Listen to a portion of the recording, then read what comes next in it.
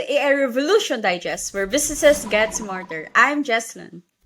And I'm Elias. Together, we show you how AI drives real results. And because the future isn't waiting, let's dive right in. How is AI reshaping the global supply chain? Will it foster a new wave of globalization, or will it deepen regional divides? That is the question for today's episode. And now let's welcome our guest speaker for today, Professor Sjoerd Beugelsdijk. Professor, thank you for being here. Can you tell our listeners who are you and what you do? Yeah, thank you. My name is Sjoerd Beugelsdijk. I'm a professor of international business and economics here at the University of South Carolina. And I teach mostly courses that have to do with international business, globalization, deglobalization. So that's the reason why I think you asked me to say something about deglobalization and global Yes, supply and in chains. fact, that's going to be our first question for today. Now that the US is considering export bans on semiconductors to China to curb technological and military advancements, how should multinational corporations navigate a tightrope between regulatory compliance while maintaining relationships in key international markets? Well, this is a very difficult question because, or the answer to that question is a very difficult one because this is actually on the table of many, on the desks of many CEOs. It's become very challenging to operate in this new regulatory regime. On the one hand, it's very clear that the regulatory regime imposes all kinds of new rules and regulations, which would make it more difficult to trade with specific countries that many firms used to trade with extensively in the recent years. At the same time, some of these countries still provide large market opportunities. And this is exactly the challenge. Now, it differs a little bit for whether you are located in the US as a firm or whether you're located in Europe, because the US is way more explicit in its trade war with China, for example, than Europe. Europe is somewhere more stuck in the middle. Okay.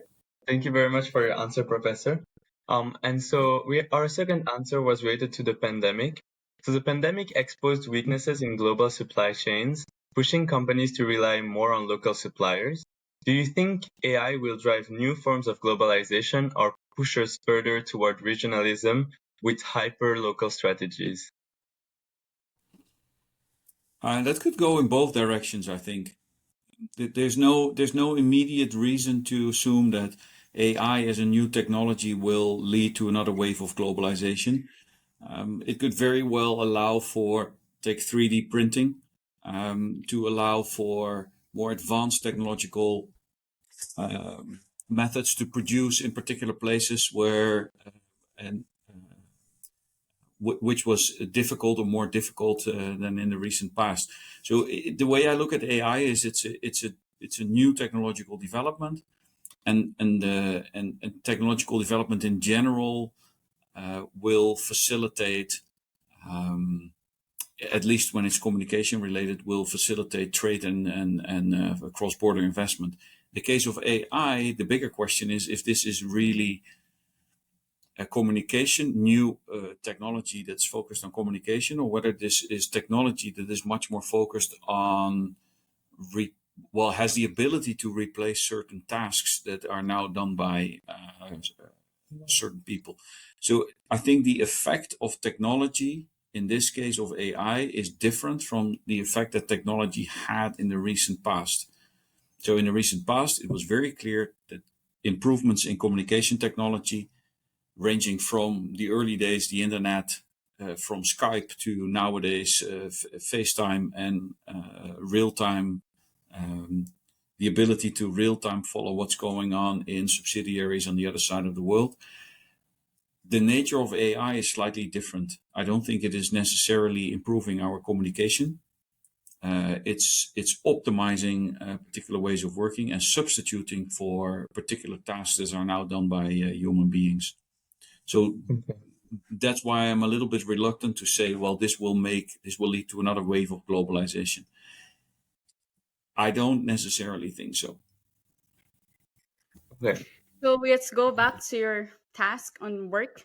AI is often seen as a tool to boost efficiency, but in emerging markets, that efficiency could come at the cost of local jobs.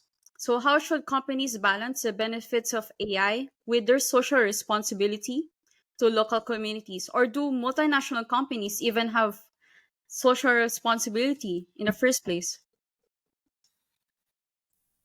Well, I think they do. And I think many multinational firms, so to answer that last question, many multinational firms, they realize that they have a social responsibility.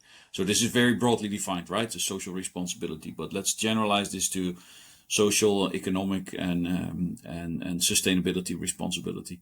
So I think that question, the answer to that question is a clear yes. The other question you're asking has to do with the effect of AI on jobs and job displacement. Now, AI as a new technology, it generates new jobs, but it also substitutes for some jobs. Multinational firms are typically technologically at the frontier. They tend to be very advanced. So these are firms that are integrating AI probably faster than some other firms. So we're going to see the effects of AI probably fairly soon, if not already, in multinational firms. The question on job displacement in a local market. So, for example, take a U.S. multinational firm that's doing business in Vietnam, and the question is, how does it affect jobs in Vietnam? Well, that depends on the nature of the jobs, right? So, if AI is able to substitute for jobs that are currently done by people in Vietnam, then it will have a negative effect on job displacement. But I'm not so concerned. Concerned is not right.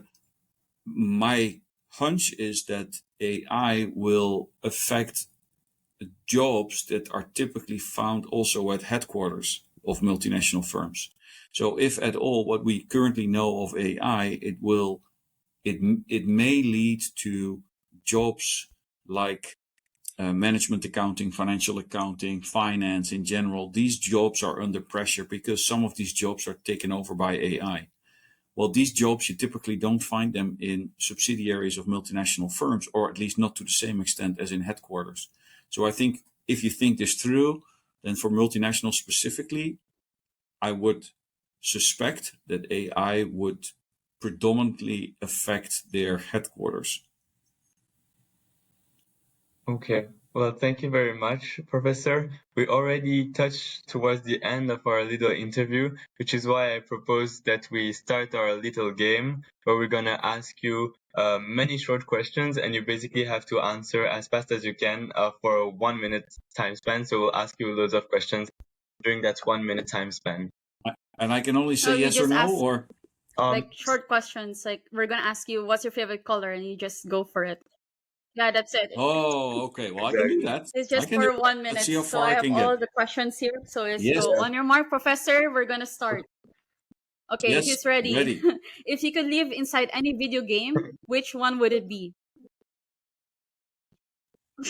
Lord of the Rings. If you could live in any decade, which one would you choose?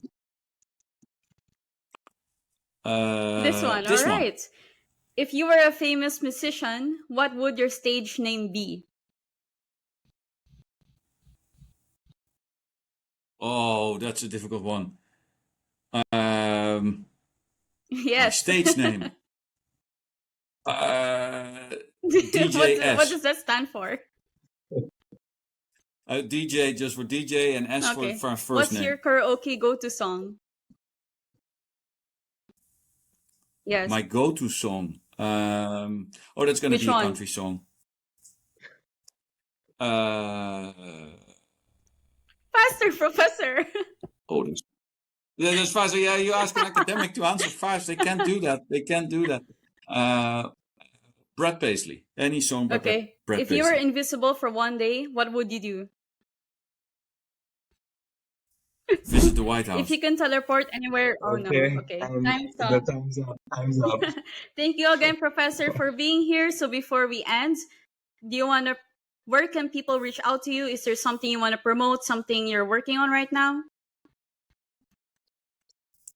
No, it's nothing specifically. If the people listening to this podcast should remain optimistic.